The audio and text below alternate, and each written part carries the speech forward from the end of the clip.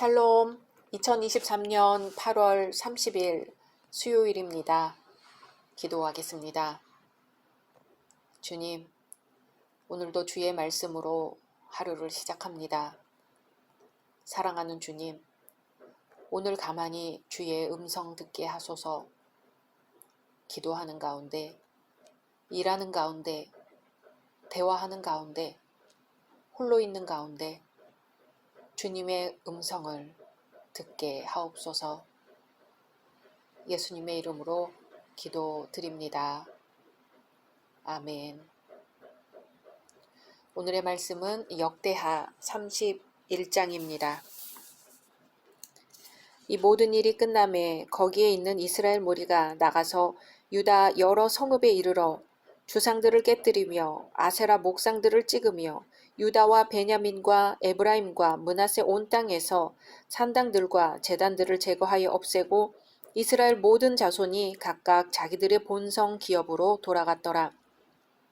히스기야가 제사장들과 레위 사람들의 반열을 정하고 그들의 반열에 따라 각각 그들의 직임을 행하게 하되 곧 제사장들과 레위 사람들에게 번제와 화목제를 드리며 여호와의 휘장문에서 섬기며 감사하며 찬송하게 하고 또 왕의 재산 중에서 얼마를 정하여 여호와의 율법에 기록된 대로 번제 곧 아침과 저녁의 번제와 안식일과 초하루와 절기의 번제에 쓰게 하고 또 예루살렘에 사는 백성을 명령하여 제사장들과 레위 사람들 몫에 음식을 주어 그들에게 여호와의 율법을 힘쓰게 하라 하니라. 왕의 명령이 내리자 곧 이스라엘 자손이 곡식과 포도주와 기름과 꿀과 밭의 모든 소산의 첫 열매들을 풍성히 드렸고 또 모든 것의 11조를 많이 가져왔으며 유다 여러 성읍에 사는 이스라엘과 유다 자손들도 소와 양의 11조를 가져왔고 또 그들의 하나님 여호와께 구별하여 드릴 성물의 11조를 가져왔으며 그것을 쌓아 여러 더미를 이루었는데 셋째 달에 그 더미들을 쌓기 시작하여 일곱째 달에 마친지라. 히스기야와 방백들이 와서 쌓인 더미들을 보고 여호와를 송축하고 그의 백성 이스라엘을 위하여 축복하니라. 히스기야가 그 더미들에 대하여 제사장들과 레위 사람들에게 물으니 사독의 족속 대제사장 아사랴가 그에게 대답하여 이르되 백성이 예물을 여호와의 전에 드리기 시작함으로부터 우리가 만족하게 먹었으나 남은 것이 많으니 이는 여호와께서 그의 백성에게 복을 주셨음이라. 그 남은 것이 이렇게 많이 쌓였나이다. 그때에 히스기야가 명령하여 여호와의 전 안에 방들을 준비하라 하므로 그렇게 준비하고 성심으로 그 예물과 11조와 구별한 물건들을 갖다 두고 레위 사람 고나냐가 그 일의 책임자가 되고 그의 아우 시므이는 부책임자가 되며 여히엘과 아사시야와 나핫과 아사헬과 여리못과 요사밧과 엘리엘과 이스마기야와 마핫과 브나야는 고나냐와 그의 아우 시므이의 수하에서 보살피는 자가 되니 인 히스기야 왕과 하나님의 전을 관리하는 아사랴가 명령한 바이며 동문지기 레위 사람 임나의 아들 고레는 즐거이 하나님께 드리는 예물을 맡아 여호와께 드리는 것과 모든 지성물을 나눠주며 그의 수하에 에덴과 미냐민과 예수아와 스마야와 아마랴와 스가냐는 제사장들의 성읍들에 있어서 직임을 맡아 그의 형제들에게 반열대로 대소를 막론하고 나눠주되 3세 이상으로 족보에 기록된 남자 외에 날마다 여호와의 전에 들어가서 그 반열대로 직무에 수종드는 자들에게 다 나눠주며 또 그들의 족속대로 족보에 기록된 제사장들에게 나눠주며 20세 이상에서 그 반열대로 직무를 맡은 레위 사람들에게 나눠주며 또 그 족보에 기록된 온 회중의 어린아이들, 아내들, 자녀들에게 나눠주었으니 이 회중은 성결하고 충실히 그 직분을 다하는 자며 각 성읍에서 등록된 사람이 있어 성읍 가까운 들에 사는 아론 자손 제사장들에게도 나눠주되 제사장들의 모든 남자와 족보에 기록된 레위 사람들에게 나눠주었더라. 히스기야가 온 유다에 이같이 행하되 그의 하나님 여호와 보시기에 선과 정의와 진실함으로 행하였으니 그가 행하는 모든 일 곧 하나님의 전에 수종드는 일에나 율법에나 계명에나 그의 하나님을 찾고 한 마음으로 행하여 형통하였더라. 아멘. 히스기야 왕이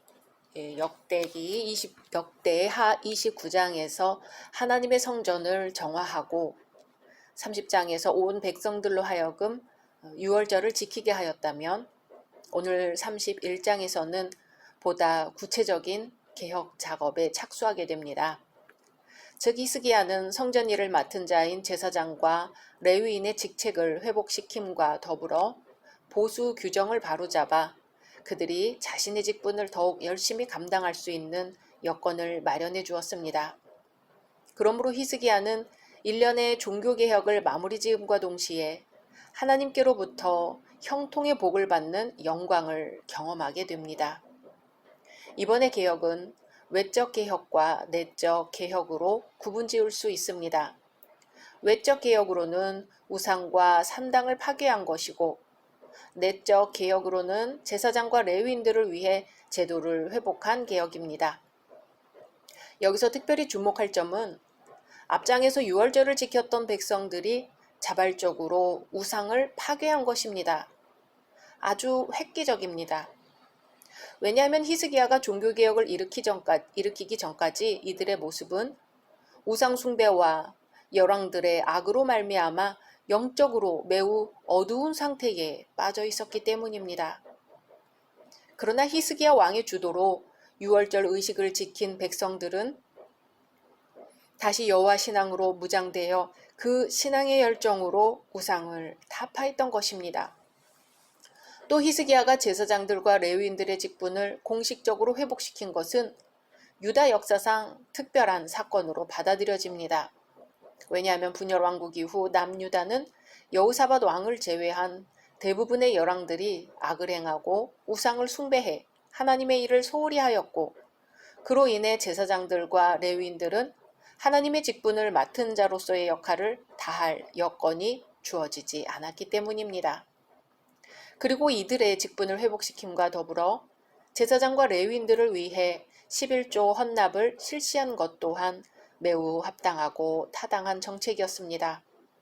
왜냐하면 직분만을 회복시켜 놓고 그에 따르는 재반 문제를 적절히 조처하지 못한다면 제사장과 레위인들이 하나님을 섬기는 본연의 업무에 전념하기가 힘들기 때문입니다.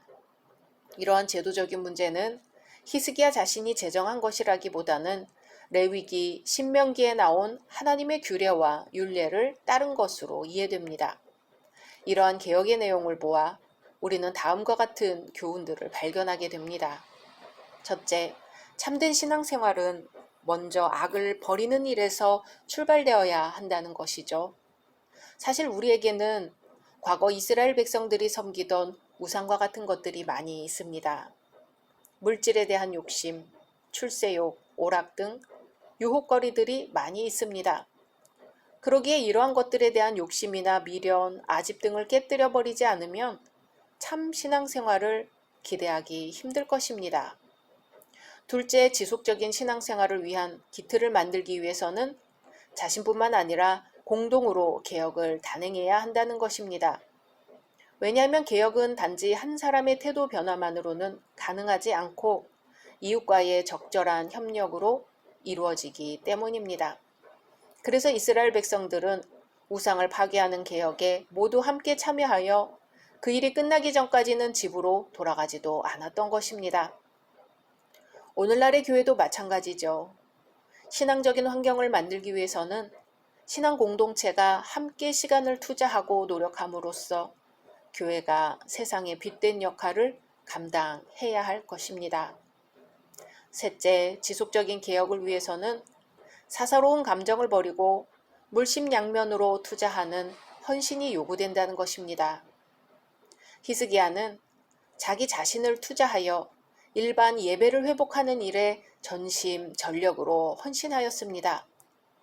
히스기야가 자기 왕권 유지만을 생각했다면 도저히 불가능한 일이었지요. 넷째로, 성도들의 신앙적인 열정은 하나님께 예물을 드리는 물질적인 헌신의 형태로 나타날 수 있다는 것입니다. 왕들의 종교개혁에는 반드시 번제제물과 감사제물을 드리는 일이 있었고, 초대교회 성도들도 자신들의 소유와 재산을 팔아 아낌없이 헌금한 사건 등에서 확인할 수 있습니다.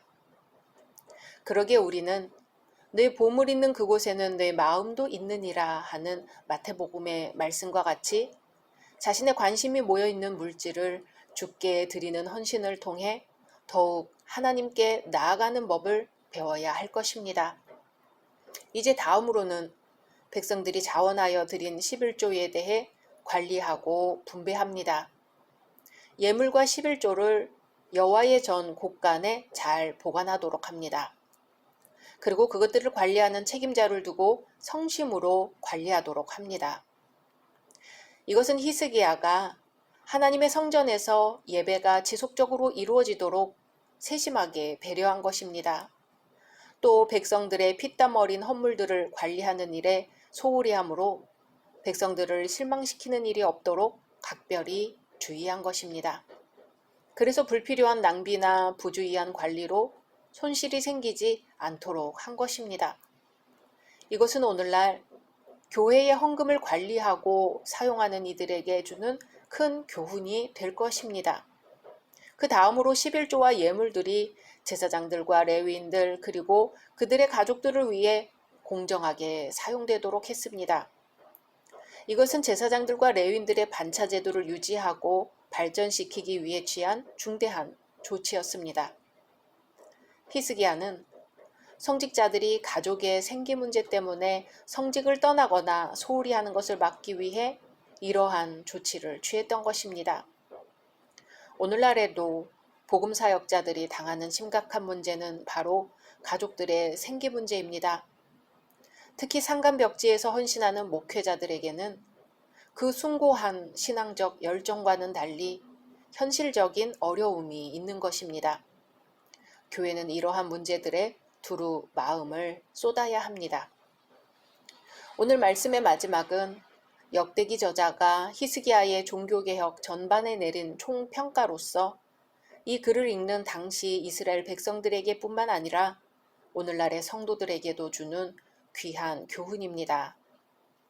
바로 여호와 보시기에 선, 정의, 진실을 행하면 형통하게 된다는 것입니다. 히스기야는 이와 같은 종교개혁을 실행함으로 인해 이스라엘 전역에 영적 각성운동이 일어나게 했습니다. 뿐만 아니라 이러한 종교개혁 덕분에 타락의 절정을 이루었던 당시 유다의 신앙을 회복시켜 나라의 멸망이 유보되었던 것입니다.